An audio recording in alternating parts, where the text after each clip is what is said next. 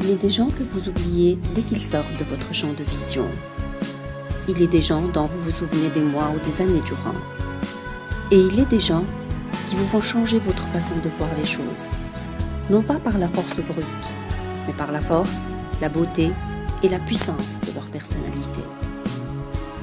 Aujourd'hui, nous rendons hommage à une femme qui fait partie de cette catégorie, avec qui nous avons eu l'immense plaisir et l'honneur de travailler.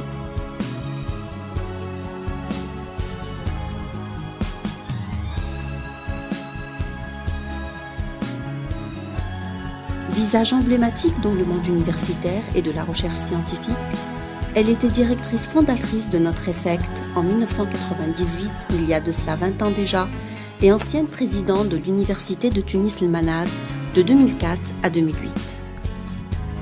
La GRH et le management des hommes, la veille stratégique, les entreprises publiques et les conditions féminines, l'engagement et la spiritualité au travail, les systèmes d'information et les relations organisationnelles, l'engagement organisationnel des enseignants universitaires expatriés ou encore l'esprit entrepreneurial ne sont que quelques domaines de recherche qui n'ont aucun secret pour elle. Des domaines traités dans des ouvrages, des thèses qu'elle a encadrés, des articles et des communications où son nom se trouve gravé. Elle a été également directrice de l'unité de recherche éthique et encore celle du laboratoire de recherche Larine.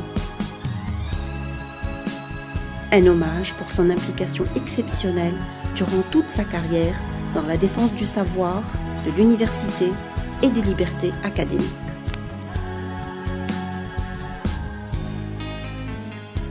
Mais plus que l'enseignante, la scientifique, la directrice ou le recteur, on retient la personne et sa philosophie de vie étonnante de générosité, de curiosité intellectuelle, de travail, d'énergie qui nous donne juste envie d'être meilleurs.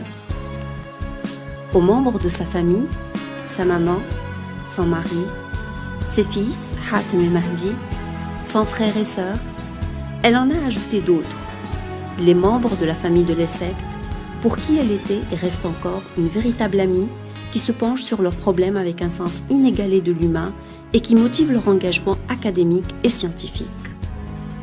Des phrases telles que « Il est temps que tu entres dans la cour des grands » ou encore « Toi qui as le respect de l'aîné » mais également « Je pars à la retraite et j'ai peur pour toi » ou enfin « On a besoin d'une vraie GRH telle que toi » ont déterminé le destin de certains qui l'ont croisé et resteront gravés à jamais dans leur mémoire.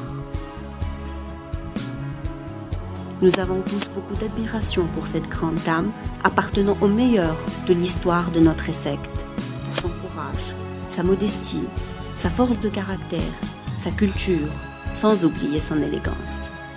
Toutes ces qualités qui font tellement défaut aujourd'hui.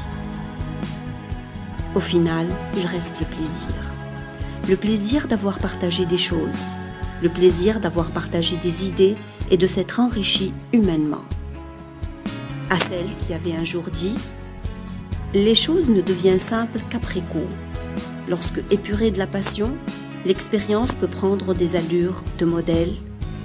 Nous disons aujourd'hui « Merci ».